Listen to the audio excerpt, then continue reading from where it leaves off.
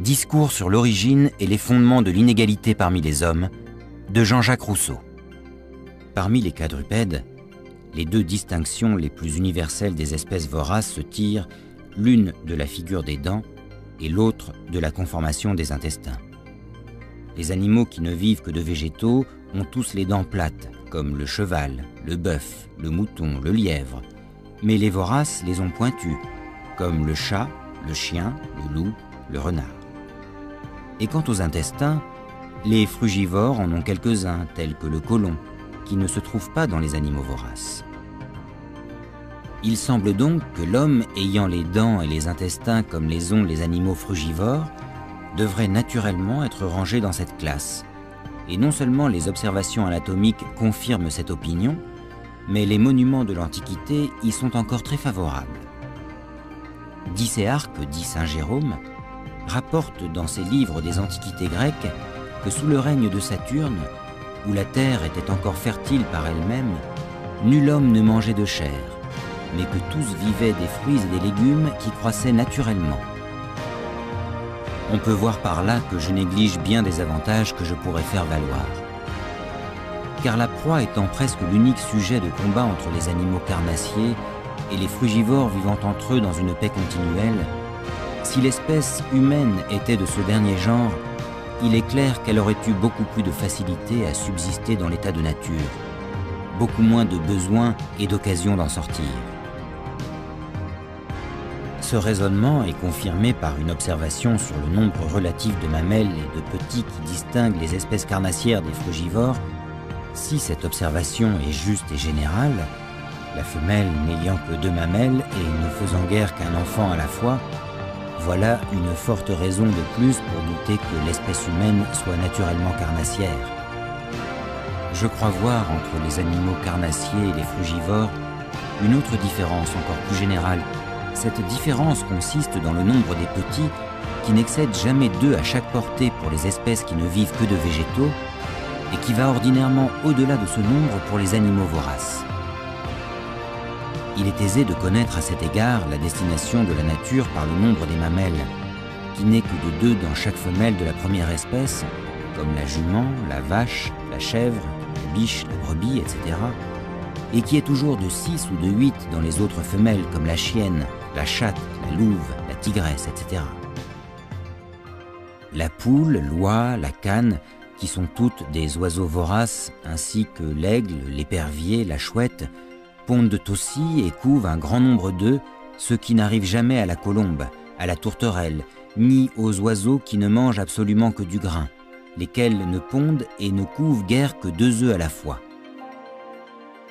La raison qu'on peut donner de cette différence est que les animaux qui ne vivent que d'herbes et de plantes, demeurant presque tout le jour à la pâture et étant forcés d'employer beaucoup de temps à se nourrir, ne pourraient suffire à allaiter plusieurs petits, au lieu que les voraces, faisant leur repas presque en un instant, peuvent plus aisément et plus souvent retourner à leurs petits et à leur chasse et réparer la dissipation d'une si grande quantité de lait. Il y aurait à tout ceci bien des observations particulières et des réflexions à faire. Mais ce n'en est pas ici le lieu, et il me suffit d'avoir montré dans cette partie le système le plus général de la nature, système qui fournit une nouvelle raison de tirer l'homme de la classe des animaux carnassiers et de le ranger parmi les espèces frugivores.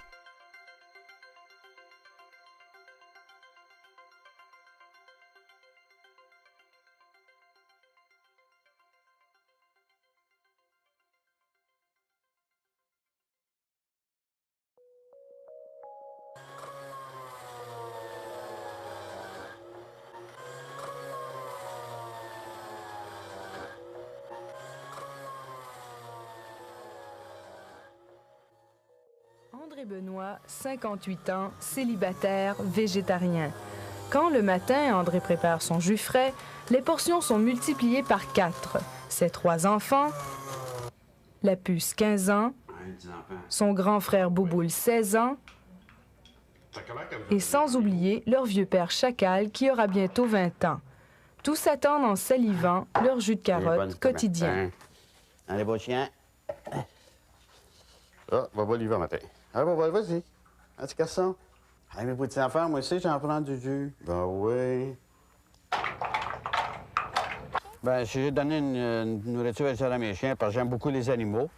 Puis j'ai jugé que c'était bon pour moi, ben c'est bon pour eux autres, pour les tenir enfants, par bonne santé, puis d'autant plus, ben ils aiment ça. Aujourd'hui, au menu pour la puce, lentilles rouges, brocolis, choux-fleurs et zucchini bien nettoyés. Le tout est cuit à point dans de l'eau de source, s'il vous plaît. L'eau du robinet pour André, c'est une soupe chimique. Pas question d'en offrir à ses chiens. Une alimentation végétarienne complète, ça demande beaucoup de préparation. Pour André, faire la popote pour ses chiens, c'est un plaisir. D'autant plus qu'il prépare du même coup son propre repas. Ça sera pas dans ma feuille.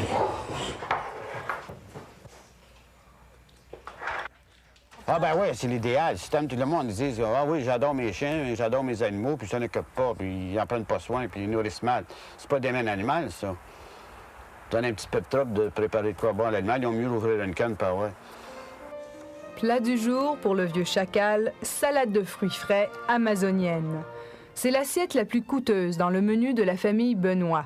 Quand André calcule les coûts pour la nourriture de ses chiens, il arrive à une moyenne de 4 $ par jour, soit 120 $ par mois, pour nourrir ses 3 chiens végétariens. S'il leur donnait de la nourriture spécialement pour les chiens, ça coûterait environ 2,50 $ par jour, soit 75 $ par mois. Le plat de résistance de chacal, fruits frais et fromage cottage, le tout arrosé de jus tropical et de quelques suppléments à la façon André Benoît. De l'ail. Ça, c'est bon pour la circulation du sang. Une capsule.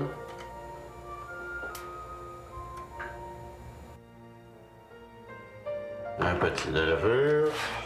Quoi la levure? Ben, c'est bon pour les intestins. Et à moitié.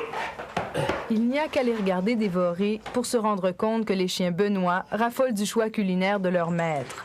Mais est-ce approprié? Est-ce recommandé de nourrir les chiens de cette façon? Le docteur Odette Girard, vétérinaire, n'a rien contre l'alimentation végétarienne, au contraire. Le chien a un petit peu des besoins semblables aux humains comme, pour ce qui est de l'alimentation. Si on réussit à équilibrer l'apport de protéines, de vitamines et de minéraux, sans justement ajouter trop de sel, trop de sucre ou trop de gras, c'est évident que l'alimentation, si on connaît bien les principes du végétarisme, elles peuvent être appliquées aux chiens aussi. Pas de problème pour André Benoît. Il maîtrise bien les secrets de l'alimentation saine. Pour Bouboule ce matin, granola et yogourt arrosés de lait de soya et aromatisés d'un soupçon de pollen de fleurs. Pendant 34 ans jusqu'à l'an passé, André dirige son entreprise de produits naturels. Il est convaincu que ses chiens ne manquent de rien. La plus belle preuve, c'est leur longévité. Chacal aurait l'équivalent de 112 ans. Et il est en super forme. Les résultats des derniers tests vétérinaires sont très surprenants. Depuis 1 an ou 2, on a eu à voir l'état de santé par des prises de sang, puis Chacal a le profil d'un animal d'environ 4 ou 5 ans. Puis Chacal a le profil d'un animal d'environ 4 ou 5 ans. Ce phénomène exceptionnel de la race canine vit à Montréal, en pleine ville. Les chiens partagent une chambre, avenue Mont-Royal, avec leur maître. Mais comme il est à la retraite, André les amène souvent respirer le grand air de Saint-Lin dans les Laurentides. Selon l'herboriste André Benoît, l'alimentation végétarienne n'a pas pour seul effet de prolonger la vie de ses chiens. Si vous rentrez chez moi ou dans la voiture, ça dégage aucune odeur de chien. Ensuite, ils ont toujours un beau poil, clair. Des fois, la puce, c'est comme un peu argenté. Puis ensuite, bien, ils ne peuvent pas attraper de puce. Puis l'hiver, bien, ils sont beaucoup moins frileux. André croit aussi que l'alimentation influence l'agressivité. La viande rend les chiens méchants. Ses chiens, à lui, sont doux et affectueux. Malgré tous ces bienfaits, il faudra bien que le vieux chacal meure un jour. Mais Chacal finira ses jours de façon naturelle dans le lit de son maître, là où il dort toutes les nuits. Jamais André ne le fera euthanasier. Ah ben non, ben jamais. Pourquoi? Une personne, c'est malade ou blessé, est-ce qu'on la pique? Ils vont dépenser de l'argent, des centaines de milliers de dollars pour la garder en vie. Pourquoi que je dirais à mes chiens qui m'ont donné l'affection et l'amour toute ma vie? Il a toujours été gentil avec moi, pour ça fait que je le ferais tuer. Je suis un sans cœur, puis un meurtrier faire ça.